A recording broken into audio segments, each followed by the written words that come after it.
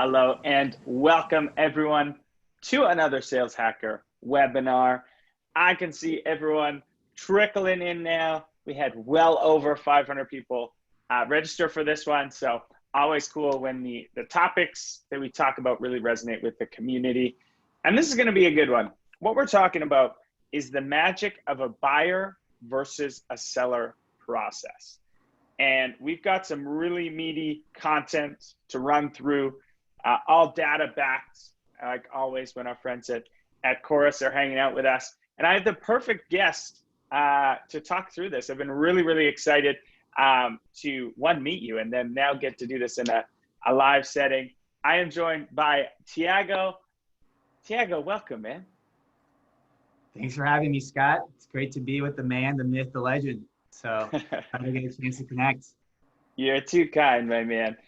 So for those who don't know, Thiago is the new CRO over at Chorus. You've been in role for about a month now. So I have a million questions about that. But before we go to kind of what I call, your superhero origin story and hear a little bit about your background, I want to quickly do some housekeeping. So number one, as people kind of continue to come in, these are all recorded. So if you have to jump off, your kid's screaming in the back, your dog's biting your leg, whatever work from home challenge you're facing, you can go deal with it. We will shoot this and it will be in your inbox within about 24 hours. So that's number one. Number two is, like I said, we've got a presentation and we're going to be running through lots of meaty content, a lot of data-backed tips and tricks that we're going to kind of outline. But this is always way more fun for myself and for Thiago when we know who we're hanging out with. So there is a chat function at the bottom there. If you want to introduce yourself, your name, your title, company you work for, it's always more fun when we know who we're hanging out with. And then secondarily, there is also a Q&A feature, which I'll be manning. So if you have any relevant questions throughout, please pop them in the Q&A. I will certainly be trying to weave in some of your questions throughout. And then we're going to do something a little bit differently at the end. So we're going to spend 10, 15 minutes on a Q&A at the end. And it's actually the first time we've done this in Sales Hacker history. We're actually going to invite you up to ask your question live on Zoom. They have the functionality, so why not?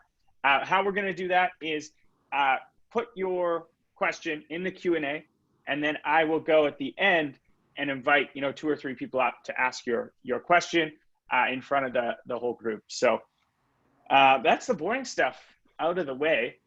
Without further ado, Thiago, let's flip it back to your background, man. How did you become a CRO at such a cool, fast-growing company?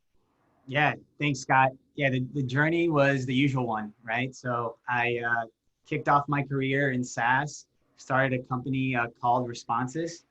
Got to learn from some incredible mentors there that really helped me and continue to help me throughout my career. We went public, we got acquired by Oracle, and then I decided to take the leap into a company called Huddle, which is a sports software company based out of Lincoln, Nebraska, where I led all the customer-facing teams there. And I had the opportunity to be a customer of Chorus during my career. And when the opportunity opened up for the CRO role here, I jumped right into it. Mm-hmm.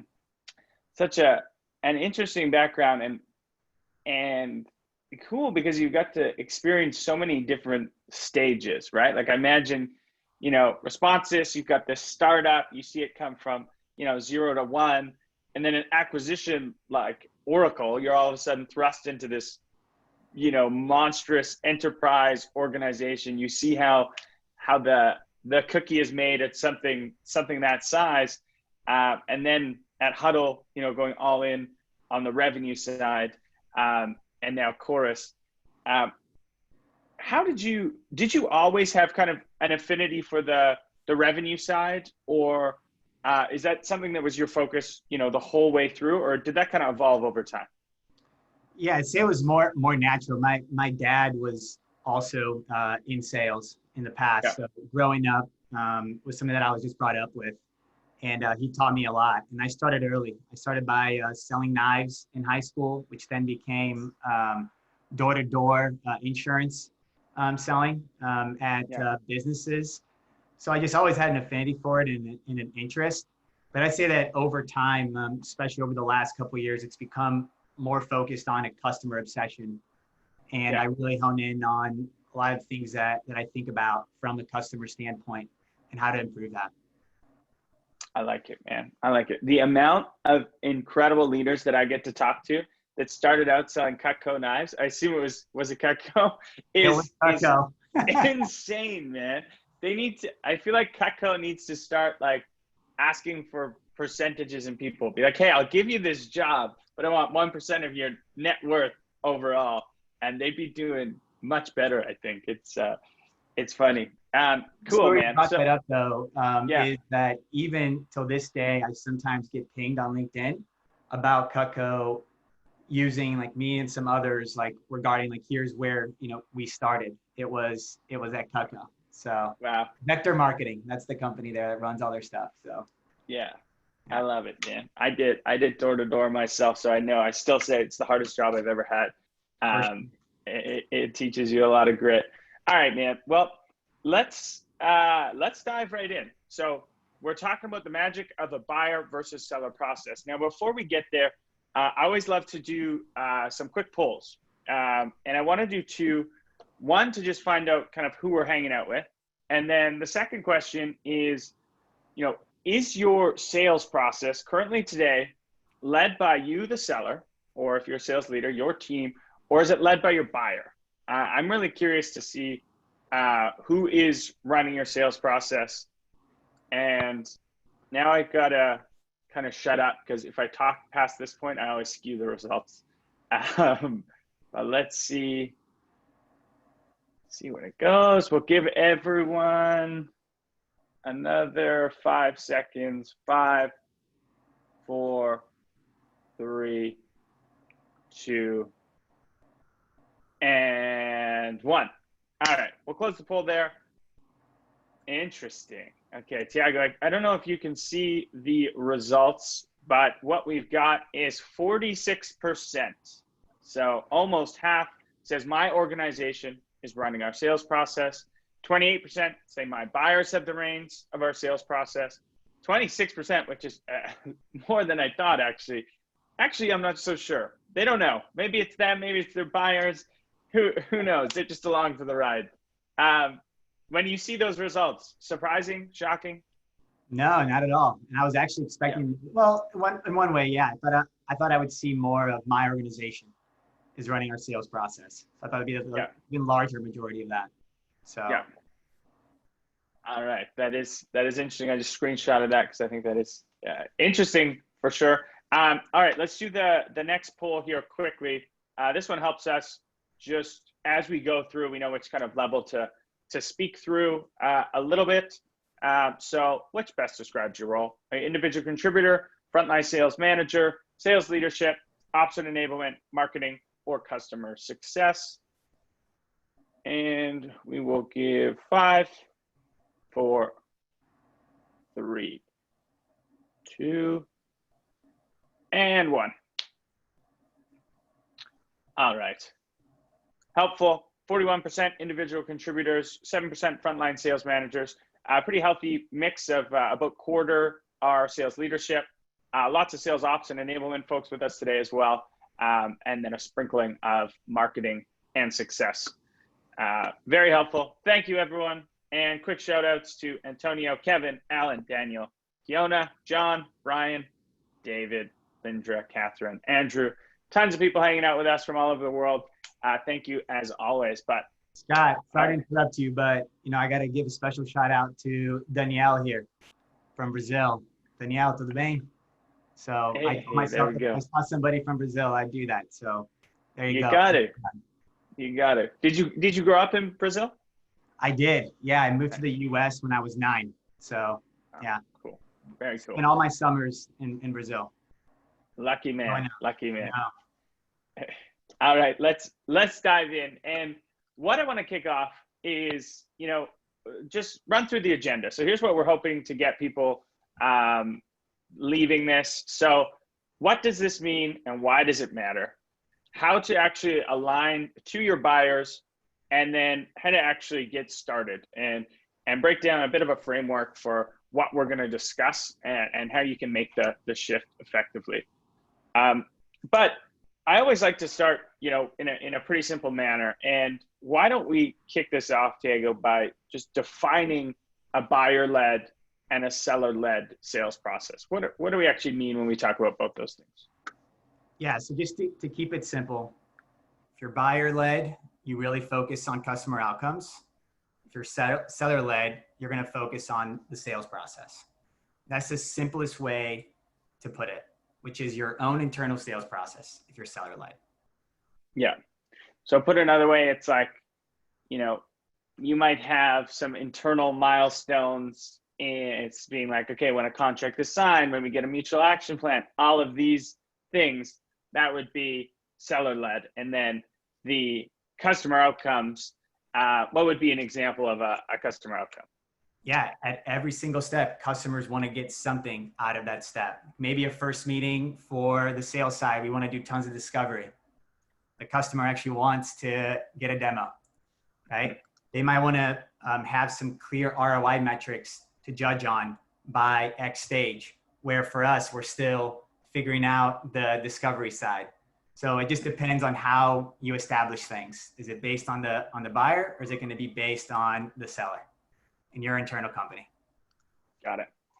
That makes total sense. And so that's interesting then. So going back to the poll, so that shows, half of the audience right now is focused on that internal side, which is not focused on business outcomes.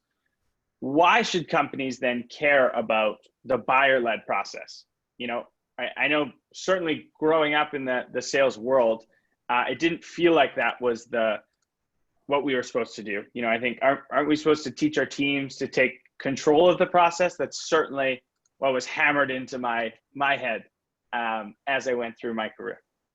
Yeah, so the reason, which we'll get into a little bit later, is just based on data and the results. When you focus more on the buyer outcomes, the customer outcomes, you will drive better results, which I'll get into here shortly.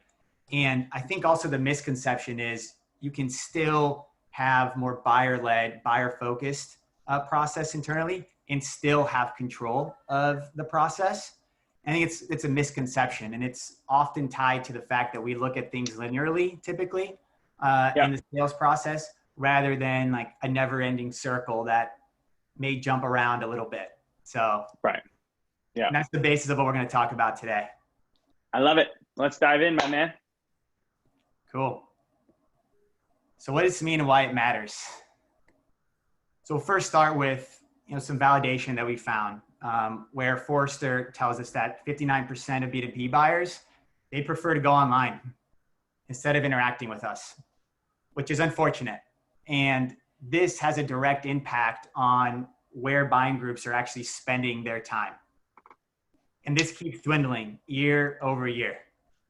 So now we only have about 17% of the entire buying process actually being spent with the potential suppliers. And this is a tough thing to stomach. And I want our team to be spending more and more time with our customers. So it just requires us to start looking at things from a different perspective. Mm-hmm. And unfortunately, the result that we're seeing is that 77% of these B2B buyers are stating that their latest purchase was difficult, it was complex. And while a lot of us would celebrate for getting that deal done, I would argue that because of this, you already start a certain unnecessary friction very early in the process, that it's going to make it hard for even your next renewal, but definitely in terms of expansion and the opportunity to overcome that. Mm-hmm. This is crazy. 77% of buyers state that their latest purchase was very complex or difficult, not just slightly, they're very complex or difficult. Yep.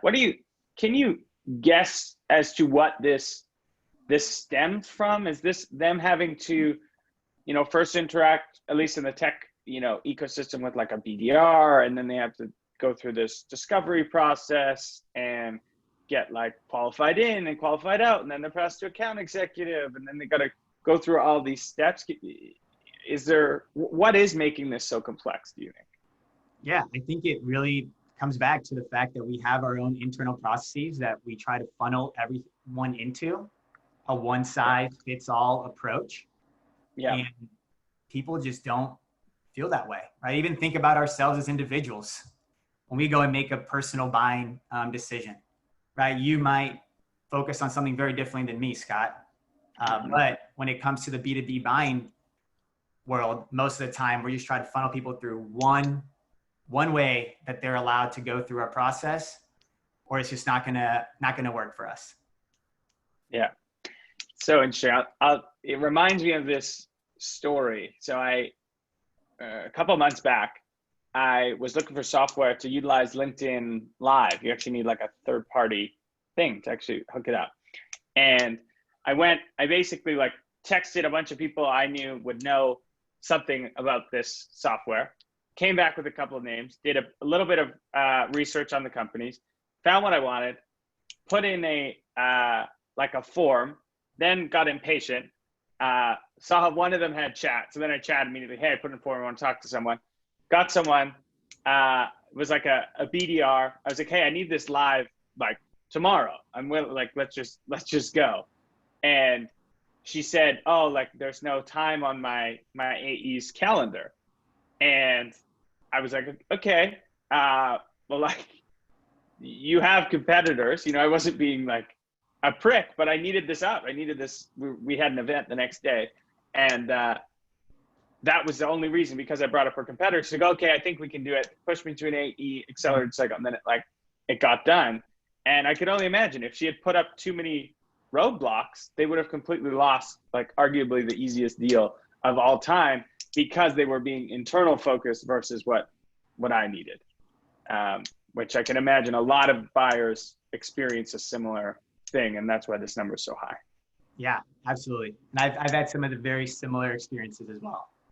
And it really hit home when I started fully owning a budget and doing a lot of the purchasing as well. You really start to feel it from a different perspective. It's, invaluable insight that you can get as a leader. Yeah, totally. That would be interesting. You have this perspective of, on the seller side and the buy side, which is interesting. All right, let's keep this rolling. Yeah, and to just dive a little bit deeper into some of the differences, right, that we have across both processes, and I already alluded to this during our conversation, is the buyer-driven process, it just sort of goes all over the place, right? Sometimes you got to get new people involved, and you're sort of identifying new problems, even though you should be maybe even in the negotiation phase, or somebody else that jumps in. And unfortunately, in that seller-driven process, you're constantly, well, wait, like we're from evaluation negotiation. We're supposed to be flowing things in this way. Like, what do you mean we got to interact with somebody else, right? And it's just making those type of friction points a little bit easier, and understanding what is going on from the buyer standpoint can really help in moving things forward. And the reason why I bring this up, Scott, is it's important to align to this approach, because it's going to lead to better results for teams and for individuals. And we have tons of individual contributors here as well. And according to CSO Insights, by taking more of a buyer-focused approach in your process, you'll see 11.8% increase in quota attainment.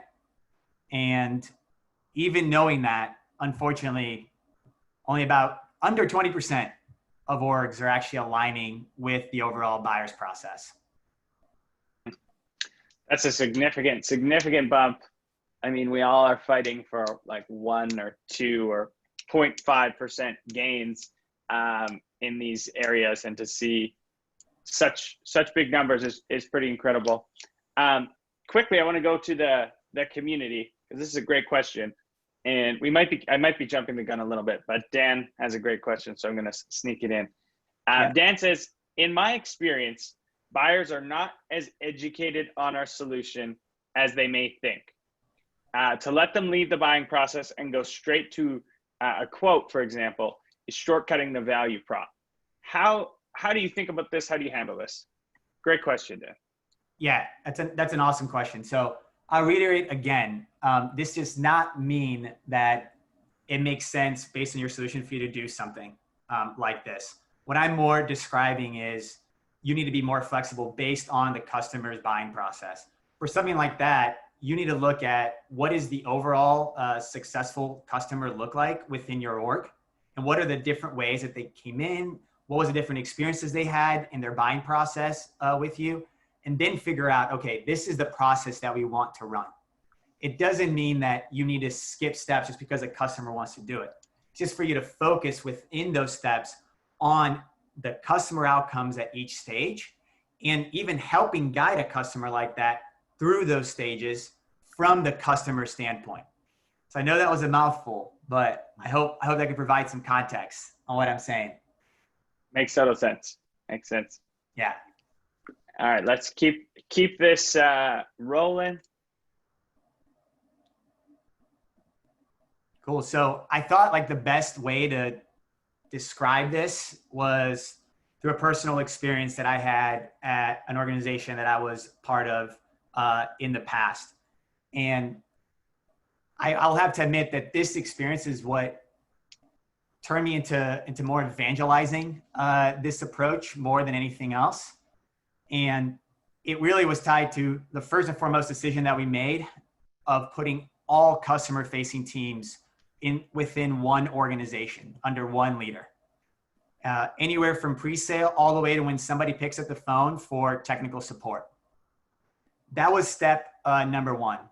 And it was really to encourage like one voice of the customer. How can we keep communication consistent? And as we were analyzing our buyers process and some of the complaints that we were hearing from handoffs and like people not knowing what was going on within the account, we took it a step further and we actually set up what's called pods, where you have everything from AEs to SDRs and CSMs within just one pod that owned a particular customer and prospect set. And under those, we connected them with implementation managers and solutions consultants as well to closely align to it, to really just focus on, okay, there's a buying process, and that buying process isn't just linear, it's a circle and it never ends even after purchase. So how do we align that from that perspective? And one core part of that, it's the one plug that I'm going to make for Chorus during this conversation that we're all having, is we had Chorus as the center of all this, the center for the overall customer voice and how we were measuring the impact of this shift that we've had. And then making sure that people were getting trained up properly in this new approach, because it was a massive shift from the previous, you got A's here, you got SDRs here, you got CSMs here, you got implementation managers there. And it really took the entire company buying into this and receiving feedback across marketing and product engineering to really bring this to life. And I'm going to pause there with some questions before I share the results, Scott. Mm-hmm. Yeah, but this is fascinating and something that I have been thinking a lot about. So this is the framework that you implemented at Huddle and you're kind of bringing into Chorus right now? So I don't want to communicate directly on like exactly where this happened, but yeah. I believe that depending on your customer base, you need to build the right buyer's process and even go as far as making sure you have the right team set up and not get caught up in just the usual ways that things are set up. So based on your customer base, what makes sense? And in this previous business, like expansion, like a land and expand model was big. So we wanted to maintain those relationships as well. And we noticed some friction points tied to implementation and the handoff from AE to CSMs. And what's important about all this too is just the human components that exist within these teams. And it's a different perspective when you have the same manager, you're within one team. And we went as far as also setting up core team goals that everyone had to reach from a comp perspective as well to even more closely align everyone. And this was all geared towards what we're hearing for customers. What is the buying process that they want to be seen and undergo? Mm-hmm. I like it. Let's quickly go. So James has a great question here. Can you give an actionable way of some examples of how you would group these pods? So would it be by product? Would it be by like, you could have an enterprise pod and a mid-market pod, or what are some examples of how you would pod this up in a business? Yeah, I refer back to my comment that I think this may not be the right setup for all companies. Right? So first and foremost, it's really going to depend on your motion, also your staffing level, where you are in your trajectory as an organization. Do you have well-established processes across these individual roles prior to moving to this? But I think the overall like feedback that I'll have is focus on the customer and the customer base that you're selling into and continue to support ongoing. For me, I really focused on market from a market perspective and size. Those were the two major components that I took into account to make sure that we can have people that are experts in that particular area and can really be the type of consultants that our customers were looking to align with. Yeah, makes total sense. Interested to hear a little bit about the results that came from this kind of experiment. Yeah, the results were astounding. So way better than even expected. And I want to also iterate that this did involve like really focusing on this buyer-led process. It also involved an increase in investment as well from the team in people, tools, and obviously the process. And overall, the results that we had is we had a 13% reduction in CAC. We had an increase in renewal rate by 3%. And by the way, I'll get more into the process later.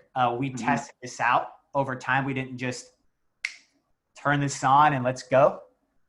So we wanted to have control groups to really test things out on. We saw a 15% increase in AE productivity and a 32% increase in ACV, which, those last two start to better align as well, especially the increase in ACV of why we saw that reduction in CAC, right? Yeah. And I'm a big believer because we align so closely to this buyer-led process and based on what quote I already mentioned from CSO Insights, this is what drives from this focus on the buyer-led process. This is huge. One clarifying question: what is AE productivity in your minds? What do you mean by that here?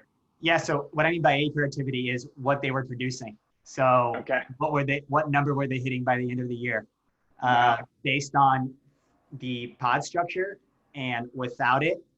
And when I mean the pod structure, I mean that focus on the buyer-led process and all the changes that we made tied to it.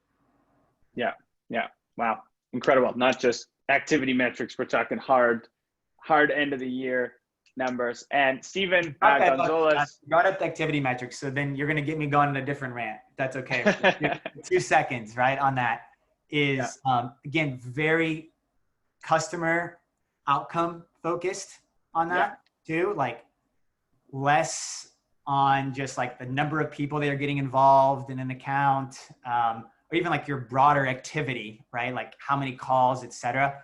We started moving everything to more outcome based, the entire organization. So yeah. Okay. I'm excited to dive into how to actually make this happen. Quick clarifying question from Steven Gonzalez. Steven, thanks for the question. Just wants the definition of CAC, customer acquisition cost. That's a great question because you are right. We use that word a lot, all across the industry, but not everyone uses the same definition. Yeah. I forgot exactly what the name of the one was. Like they all have like their little taglines prior, but for us, it was the cost to acquire $1. Yeah. So any cost to acquire another $1, that's what we took into CAC. And for us is we did it actually two ways that we analyzed it. One, taking the entire marketing and sales expense. And then the other was just tying it to what is tied to acquisition. So we like to review both, especially as you start blurring the lines some. It was a good checkpoint for us. Yeah. Yeah. So essentially it's how many dollars are you spending to acquire $1 from your customers? What's a healthy ratio these days, Thiago, and for a SaaS business? That's a great question. And my answer to you is highly depends on where your company is. Obviously, when you're just starting off, or even if you have a large market available for you, sometimes people get really aggressive, right? From that standpoint. And then on more consistent businesses that you're getting to a higher ARR point, you'll want to get that as close to 1 as you can. The goal of having that year, 12-month payback period or so. But it depends on many variables. It's a tough question. I was hoping you had the silver bullet. We're all searching. Bullet, I don't know what I'd be doing right now, right? Probably investing. Yeah. Probably doing more investments. Yeah. Yeah. I like it. All right. So did an excellent job framing this up so that I'm bought in. Let's talk about how to actually do this. How can one better align two buyers? Okay.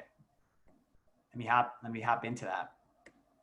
So I know I've mentioned this multiple times, but it really starts with just changing the overall perception that even in some publications I've posted on, like there's a start and end, and it's really just about being a never-ending sales cycle.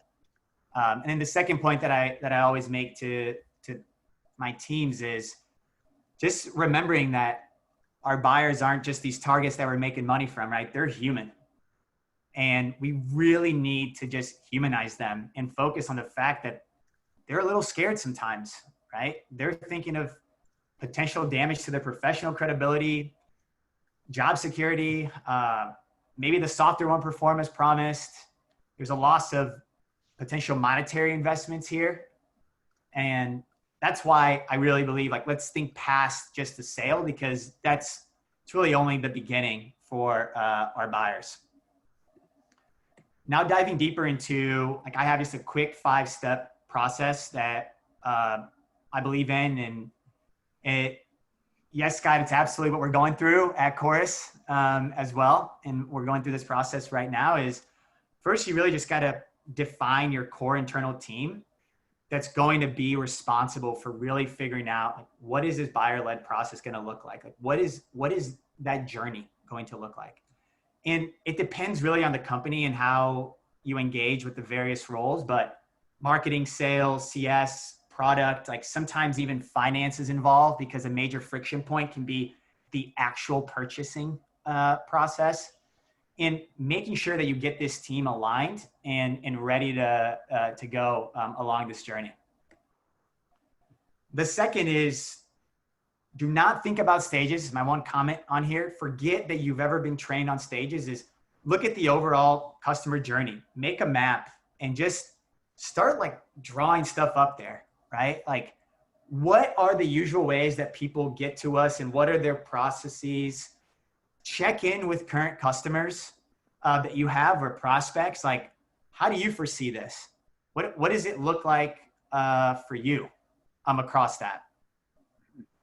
Quickly on that one before we move on. So I'm so on board with this, but sometimes I have difficulty. I think a lot of organizations do. Stages are so much easier to see, like a visual representation or kind of understand.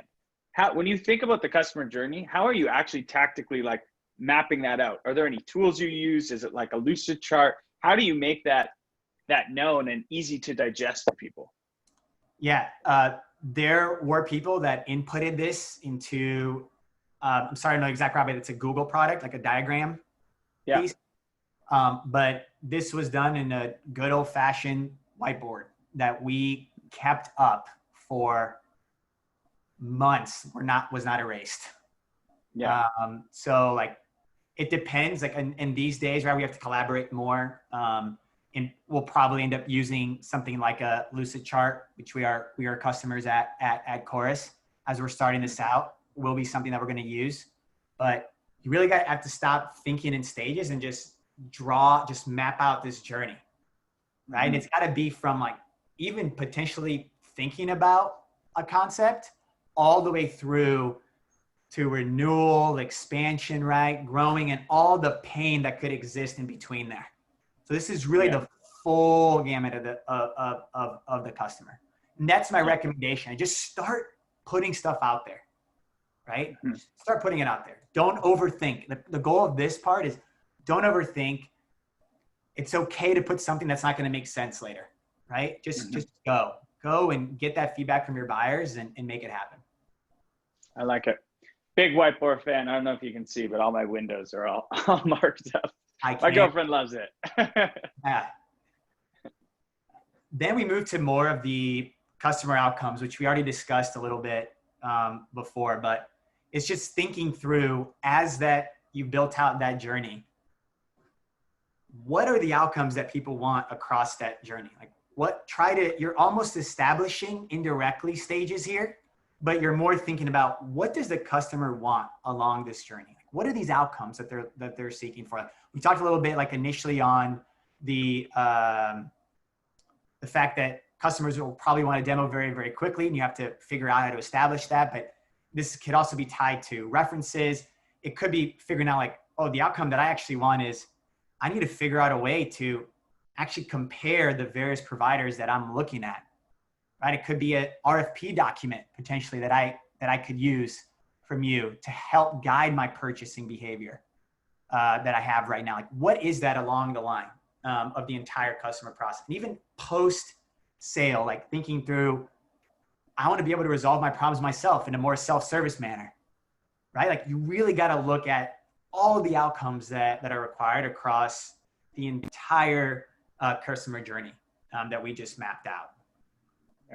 Did you lean on current customers to help you define those outcomes when you do this exercise? Absolutely.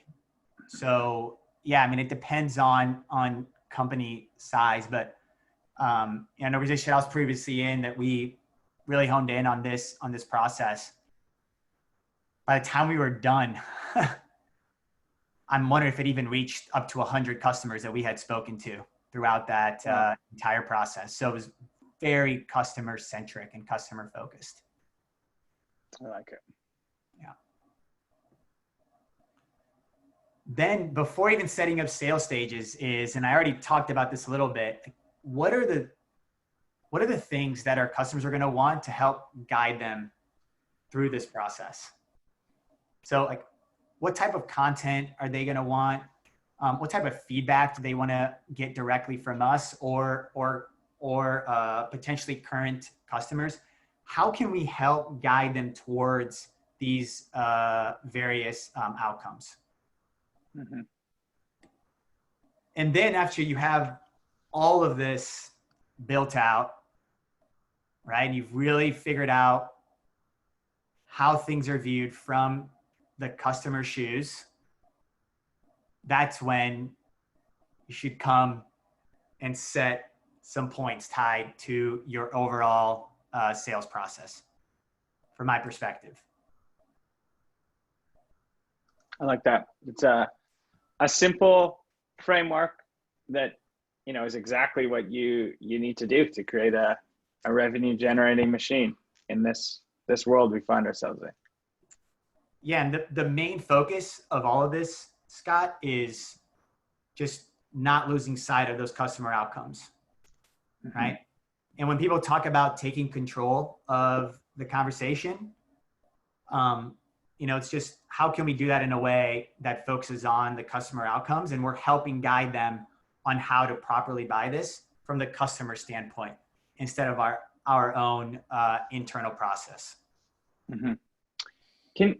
Just to make this hyper actionable for the community, I know we're not supposed to use stages, but can you give examples of a few customer outcomes through the journey? Like, what would those be? Whether it's past roles you've done, what were some examples of these customer outcomes that people should be mapping their journey around? Yeah, so some, I call them customer outcomes. People call them customer verifiers, which people do use heavily along the process. Yeah.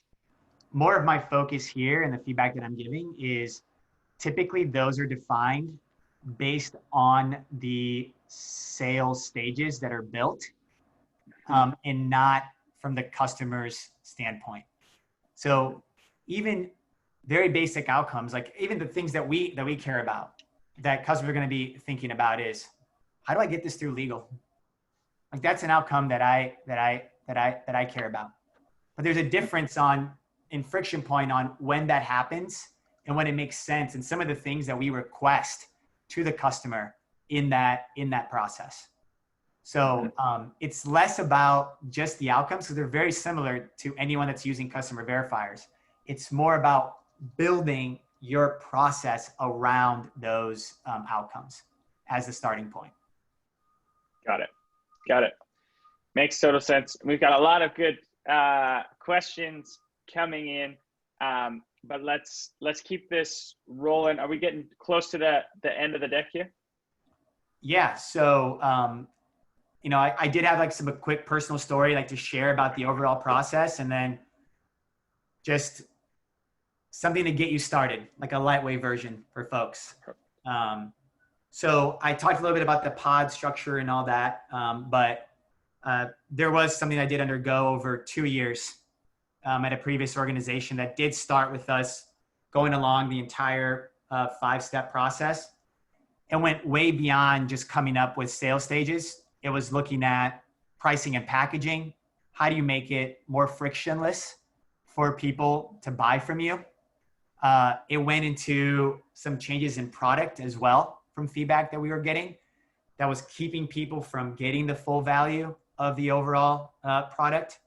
And after focusing on all these areas, we first tested it out across just a few pods that we had.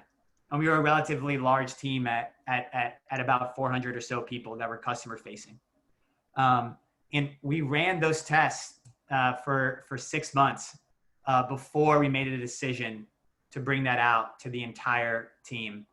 And the rollout, as you can imagine, was a huge undertaking. And it was heavily focused on having a core component of your team in revenue operations aligned across the entire company, because again, this really does encompass your entire organization, in very focused groups where we did use, I used the plug, did heavily use Chorus to help us in rolling this out, to make sure that people were abiding and following the new way of going at market and interacting with one another. I like it. So should we take some questions, or should we just get right into the getting started? What do you think? Let's dive into getting started. Let's hammer this, because this is the most important piece, and then we'll invite a few people up in about 5-10 minutes to ask a few questions to bring us home. Great. So I fully understand that it's a big process to undertake, to go all the way from the start, defining the team, all the way to actually getting that to align to the overall sales process that you implement across your organization. So from a lightweight exercise, like the feedback that I'd give, and it's something that I did use within my own teams, is you really want to expose the organization to this type of thinking. And a good way to do it is by making people do certain exercises. And the one that I recommend is just have your team map out the steps that the seller takes to close a deal. Probably 90% of the time, it'll just be your sales stages that people will come out with. And then follow that up with, have your team map out the step that the customer takes to make a decision. And that's where you'll find just unclear alignment on how people think. And even some will even say like, what are you actually asking me? I'm not sure what you're asking me. And it shows just how much certain folks are just focused on that internal process. And again, that just opens it up for people to be more receptive to the conversation. The third step is you got to really humanize the buyer from this target to being a human.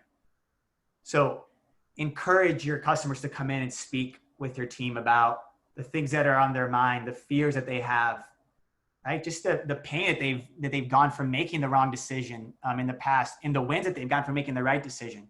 Really humanize that entire process. Then you need to go back, right, from that and make some small tweaks to that buyer process, because you put that together with your team. Now, what happens after you involve a couple of customers? And then from that, just build a simple list of your customer outcomes, even that just fits within your overall sales process that you can implement in a couple of weeks. And that to me, Scott, is just a lightweight version of getting going on this. And it's something that I've done in the past within my organizations. I like it. And would you recommend people are like, hey, I'm all in. Would you break these 5 exercises into over a couple of days? Do you think you can bang this out in like a 2-day exercise with the right leaders in the team? What's your thoughts on facilitating this? Yeah. So I love doing these during some sort of like kickoff, even if it's a mid-year type of kickoff. It's a really great way to get people to think differently in their approach. If you're going to want to actually roll out a full-blown process, then you're going to want to plan way beforehand, right? I'd say even 6 months before your next field kickoff. Yeah. But if it's just a lightweight version that I have built on here, I'd start with the field kickoff and already have planned customers to come in and speak to the team and define this during that time. And then over the next month or so, have that actually implemented into a more formalized process internally and within, if you have an enablement team as well. I love it. Awesome. Perfect. All right. Is there any last bit to this get started section, or should we start hammering through some questions? Perfect. No, yeah, we can hammer through some questions. Let's do it. I think you're gonna call out people, right? We're gonna take. Oh yeah, we're doing it. This is gonna be the first time. All right, Andrew Horton, you are the first one to come up on the Sales Hacker stage live ever. So let's see here. Andrew, welcome in. Hey guys, thanks for calling me up. Of course, man. Welcome. How you doing? Doing well. Yeah, so we're talking about being buyer focused versus sellers focused, of course. So really my question is, one, how can you be buyer focused when they haven't engaged with your company yet? They might not even know who you are. Which also leads to the point, do you treat leads created from your demand marketing team differently than you would prospects through cold outreach? Yeah, so great question, man. Two separate questions there. So the goal of this is, how do you have an approach to how you are attacking the market and how you're dealing with your customers that are defined based on customer outcomes? So it's not that just it has to be particular every time to every single customer. It's just what gives you the largest likelihood that you will align to the buyer process within your market by setting up your internal process based on your customers and their customer outcome. So you'll still have to do, your general discovery, et cetera, but you might think about it differently than you would have if you weren't starting with the customer in mind. It's like, for example, depending on what you are selling, especially if you're evangelizing a new concept or product, in that first call, you probably need to figure out a way to weave in a little bit of discovery so you can get some of the things that you need with something that can give the customer what they're looking for. Like, I'm not really sure why I even had this conversation with you, but let me teach you a little bit about what we do so you can better understand what this even is. So it's more about balancing those two pieces. And again, giving you the right framework to start off with that gives you the highest probability to align well with what the customer potentially wants to invest their time in.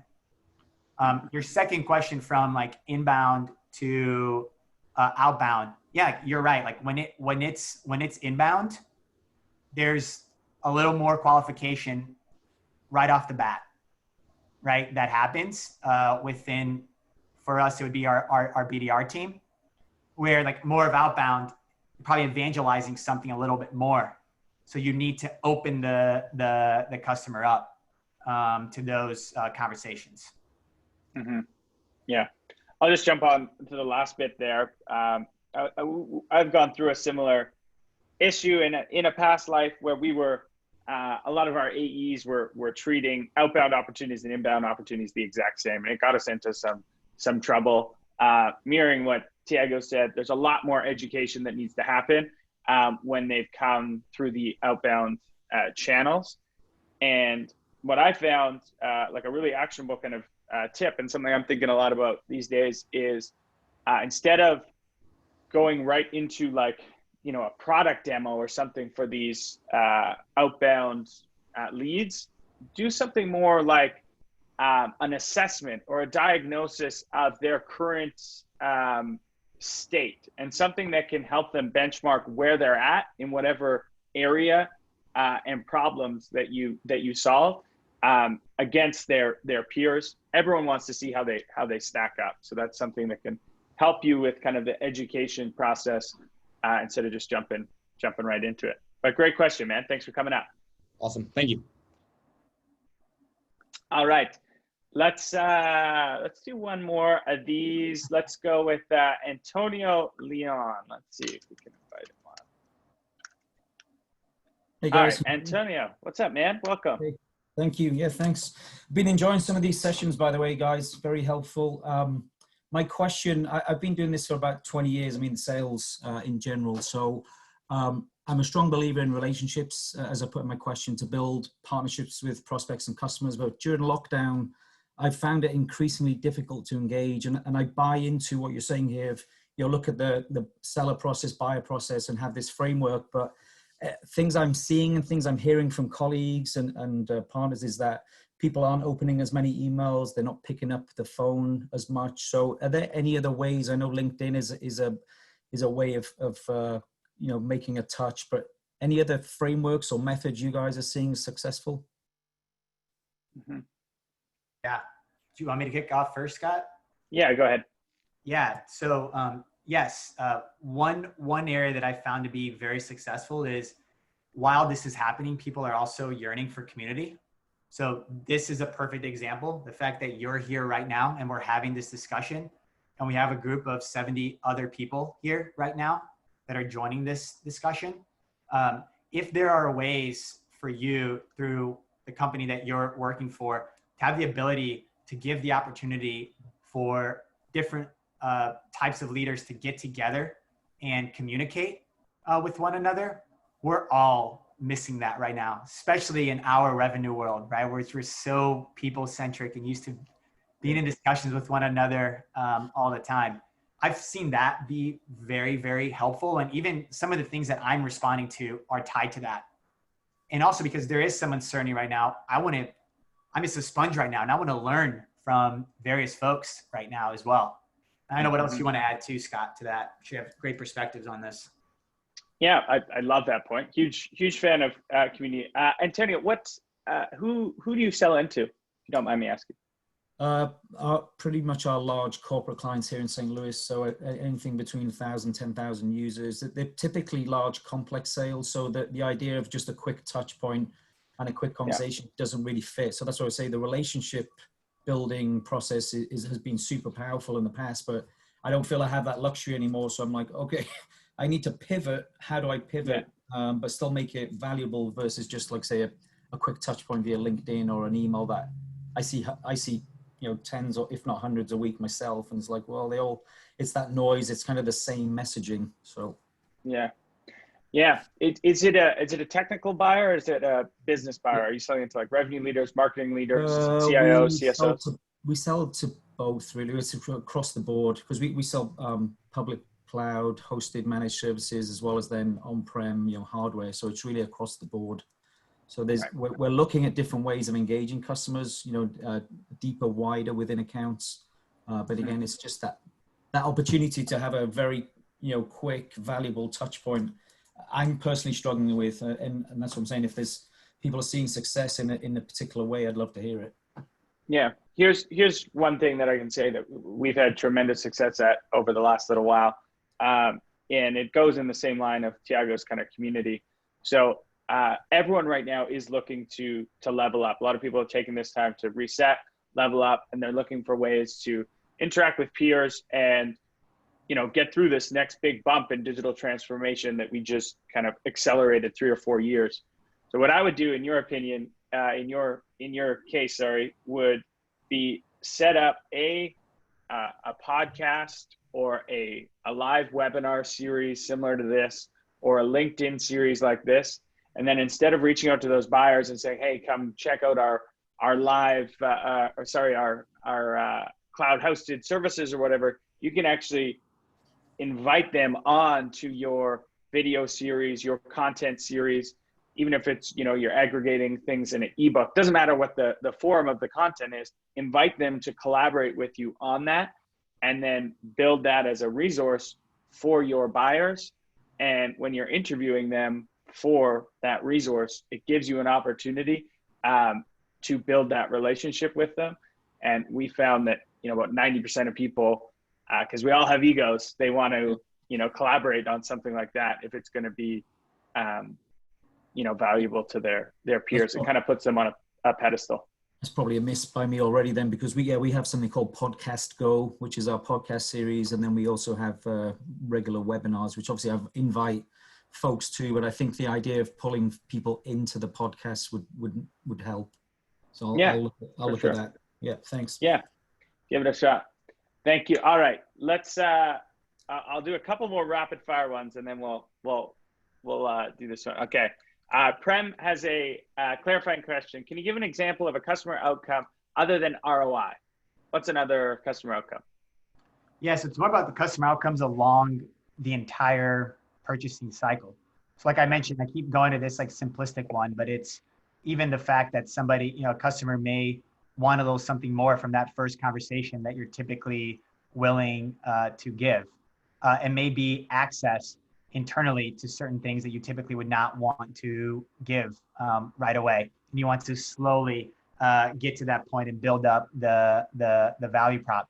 It might be a customer outcome that they want to actually have a better defined criteria of how to compare you to your competitors. How can you make sure you have that ready for them so they can achieve that outcome that they desire? Those are just some overall examples. I love it. Good ones. Last question, and then we'll wrap it up. Layson Larson says, how would this be different if this were an SMB sale compared to mid-market versus enterprise? Same frameworks apply, just have to make tweaks, or is this primarily for one of those sections? Yeah, I think to take on this process, it's for any type of client. That would be my overall feedback. And the outcomes should be different, right? And one thing on the outcomes too, for everyone to think about, it's not just about all those tactical ones, but also like post, right? Like what are the typical things that people are looking to achieve, and how can you make sure that you're guiding your customers to achieve those results? And again, it will be different by customer, but overall they'll be very similar, like from an ROI perspective, depending on what you sell.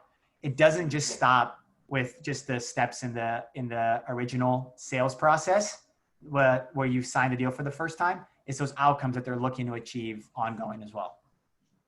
I love it. Great answer.